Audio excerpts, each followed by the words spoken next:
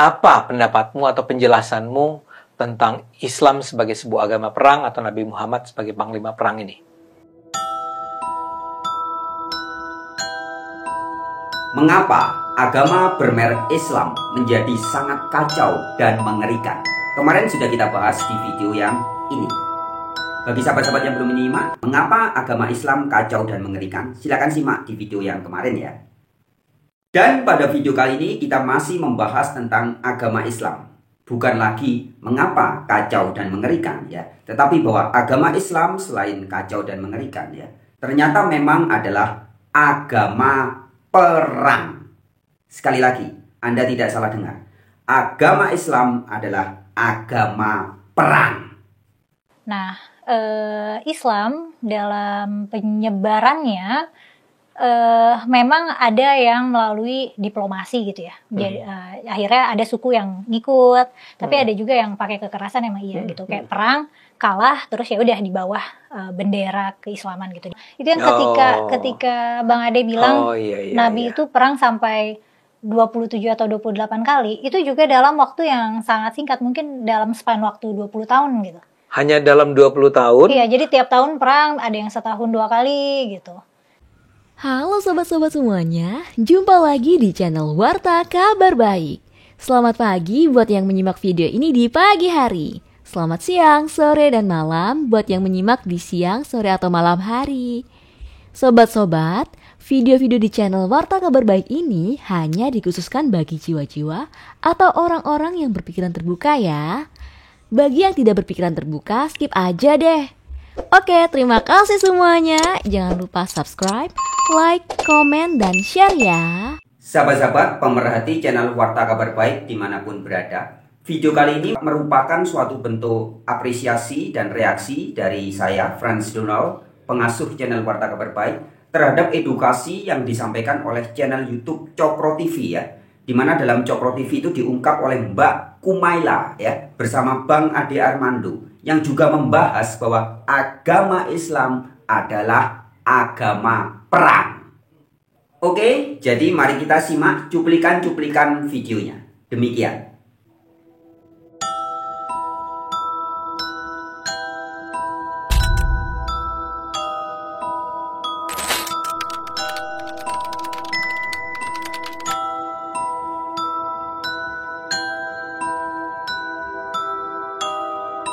Kali ini saya ingin bertanya pada Anda atau minta pendapat Anda, minta penjelasan Anda tentang Nabi Muhammad atau Islam itself sebagai pemuka agama atau sebuah agama yang kesannya mempromosikan perang. Ya, jadi gini, seringkali dalam perdebatan orang mengatakan bahwa bagaimana mungkin Anda mengatakan Islam itu adalah sebuah agama yang damai. Karena pada faktanya Nabi Muhammad sendiri adalah panglima perang, berperang berulang kali, bahkan ada sebuah catatan yang mengatakan dia memimpin pasukan Islam itu sampai mungkin 27-28 kali, ya, walaupun perang yang besar itu 7-8 kali. Dan kemudian dia juga membunuh, dia berperang dalam artian fisik ya, bukan berperang ide, bukan berperang gagasan, tapi berperang secara betul-betul fisik perang, ya. Sehingga orang mengatakan, dan itu ada ayat-ayatnya, kata-katanya ya, nanti tolong Anda jelaskan, ada ayat-ayatnya, artinya itu diakui oleh Al-Quran sendiri, atau bahkan ada perintah dari Tuhan sendiri bagi orang Islam untuk berperang. Nah, ini kemudian seringkali kemudian dibandingkan dengan agama lain. Misalnya saja dengan Kristen kan. Kristen itu ya apakah Tuhan Yesus kalau dalam pandangan orang Kristen, atau bagi kami orang Islam itu kan menganggap ya dia nabi, tapi nabi yang betul-betul datang dari bawah, bukan perang dia. Dia itu adalah seorang mungkin zaman sekarang lebih ke LSM gitu kali ya. Bergerak di tengah masyarakat, membangun kesadaran masyarakat, bahkan dia punya prinsip kalau kamu dipukul pipi kiri, kasih pipi kanan. Ini kan jadi kayak beda banget sama Islam. Nah, yang kita ingin bicarakan di sini Islamnya dulu nih. Apa pendapatmu atau penjelasanmu tentang Islam sebagai sebuah agama perang atau Nabi Muhammad sebagai panglima perang ini? Konteks zamannya beda. Ketika lagi zaman Nabi, yang namanya perang suku itu biasa. Perang suku ya? Perang suku itu biasa. Karena kehidupan mereka tuh memang sangat tribal. Jadi ketika apa itu tribal? sangat Suku. kesuku-sukuan. Kan Oke. belum ada negara, belum ada pemimpin negara. Ini abad Jadi, ke-7 ya kira-kira. betul. Jadi masyarakat tuh masih hidup berkelompok dalam satu suku. Nah, Islam dalam penyebarannya memang ada yang melalui diplomasi gitu ya. Jadi, akhirnya ada suku yang ngikut, tapi ada juga yang pakai kekerasan emang iya gitu. Kayak perang kalah terus ya udah di bawah bendera keislaman gitu, di bawah payung keislaman itu ada gitu. Sahabat-sahabat, ketika kita menyimak pernyataan dari Mbak Kumaila yang tegas mengatakan bahwa memang ajaran perang atau agama Islam memang agama perang, ya. Ini kita jadi ingat ya, statement atau hal yang juga disampaikan oleh Ustadz Khalid Basalamah yang tegas mengatakan bahwa memang Islam disebarkan dengan pedang, dengan perang, ya, yaitu dalam video yang ini. Subhanallah, semalam ada yang bertanya pada saya di Kalibata City waktu saya ngisi taklim di sana. Ustadz, bagaimana pendapat Ustadz bila ada orang-orang Nasrani yang mengatakan Islam itu diekspansi dengan pertumpahan darah, dengan jihad? Dan bagaimana pendapat Ustadz juga dengan masalah poligami? Mereka menghardik masalah poligami. Itu subhanallah, saya bicara hampir 45 menit mungkin hanya menjawab pertanyaan ini. Waktu itu saya bilang, kalau seandainya ada orang Nasrani, Yahudi, semua orang kafir yang mengatakan kepada Anda, Islam dikembangkan, diekspansi dengan pertumpahan darah, katakan iya. Memang iya. Karena banyak orang Islam, subhanallah, kayak orang yang ketakutan kalau dikatakan Islam itu disebarkan dengan pedang. Saya katakan ikhwas sekalian, memang Islam dikembangkan dengan pedang. Jihad itu dikumandangkan memang dari dulu. Ada pengembangan Islam dengan dakwah, ada pengembangan Islam dengan pedang. Tapi kan Islam sendiri secara etimologi artinya bisa damai, artinya bisa berserah diri. Jadi memang brandingnya tuh agama damai. Jadi memang brandingnya tuh agama damai. Oke, tapi bagaimana mungkin ya kita mengatakan dia adalah sebuah agama damai, sementara tadi Mela sendiri menyebut nih, ya, dia menundukkan lawan-lawannya dengan menggunakan kekerasan. Itu kan jadi kontradiktif dong.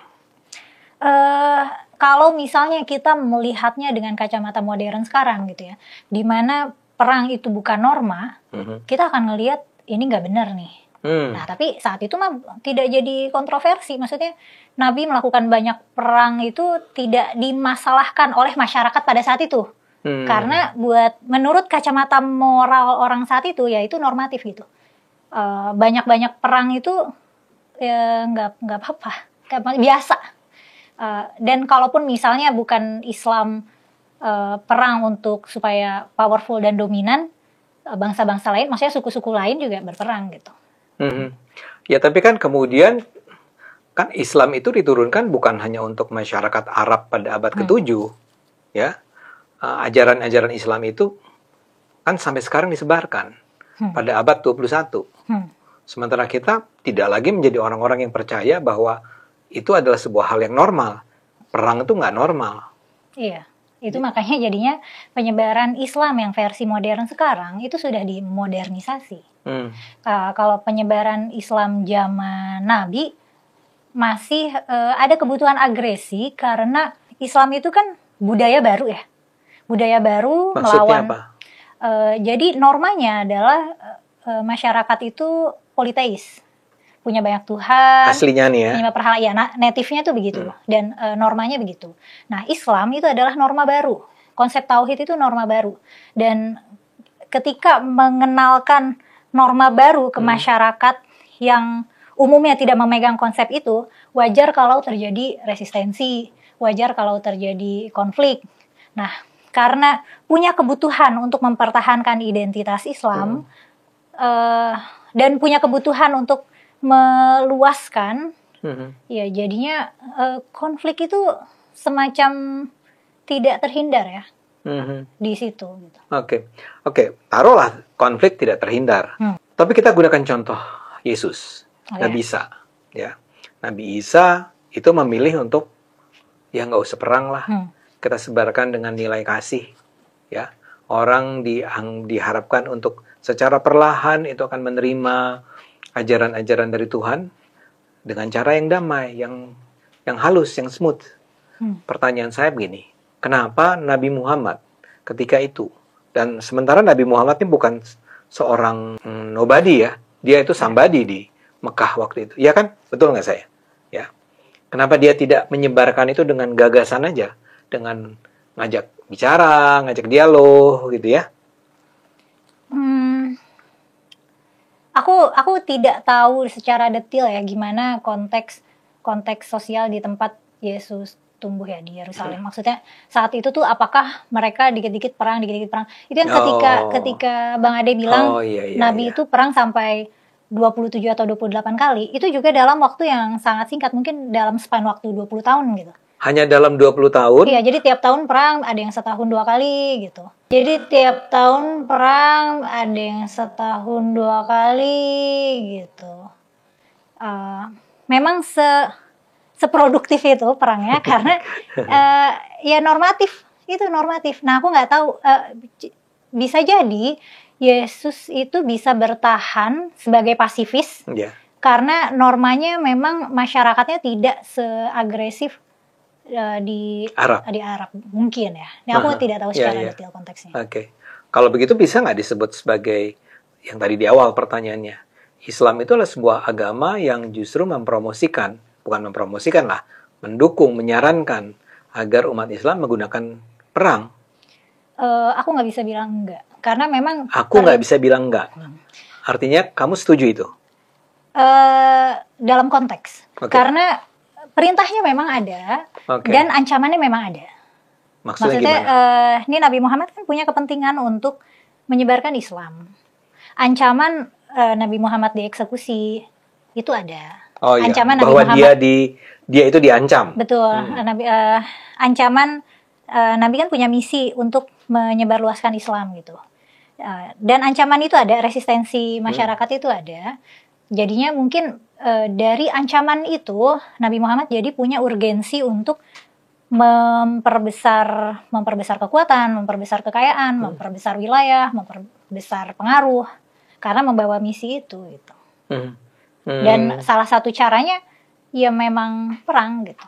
Dan saat itu maksudnya saat itu wahyu melegitimasi perang gitu. Oke. Saya tahu Anda adalah orang yang belajar Islam secara serius nih, ya.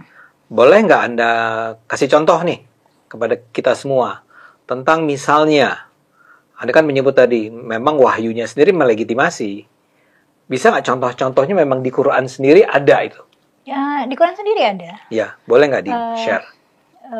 Ada beberapa ya, tapi perlu diperhatikan ayat-ayat ini turun ketika lagi panas ya, ketika lagi masa perang, lagi masa konflik. Ada juga ayat-ayat yang turun ketika lagi masa damai, dan itu memang menyarankan untuk gak boleh perang. Gitu. Gini, jangan masuk ke masa damai dulu. Kita bicara tentang masa perang. Oke. Ayatnya itu seperti apa? Misalnya ada apa ya? Waqtuluhum haitsu saqiftumuhum wa akhrijuhum min akhrajukum wal fitnatu asyaddu minal qatl. Jadi kayak bunuhlah, kebetulan kata bunuh dan kata perangilah, bunuhlah dan perangilah itu katanya sama ya. Akar katanya sama. Jadi kayak perangilah orang-orang orang kafir gitu dimanapun kalian temukan, terus usir dari tempat di mana mereka ngusir kamu ya gitu. Terus ada juga misalnya apa ya? Tadi apa? Perangilah dan bunuhlah itu dan secara bunuhlah. etimologi sama. Masalahnya kata bunuh dan kata perang itu secara etimologi sama, pakai qatala sama katanya. Jadi ada juga kayak waqatilul ladzina yuqatilunakum, dan perangilah orang yang memerangimu, wala ta'tadu, tapi jangan berlebihan karena innallaha la yuhibbul mu'tadin gitu. Allah nggak suka yang orang-orang yang berlebihan gitu. Ada beberapa ayat sih yang yang memang perintahnya tuh perangilah gitu. Jadi itu beneran ada perintahnya gitu. Ada perintahnya. Jadi memang Quran sendiri menyatakan perangilah dan bunuhlah, ya. Dan yang diperangi dan dibunuh itu adalah orang kafir. Yang di sana definisi kafir itu adalah orang yang tidak berserah diri pada Islam, orang yang tidak menyerah pada Islam.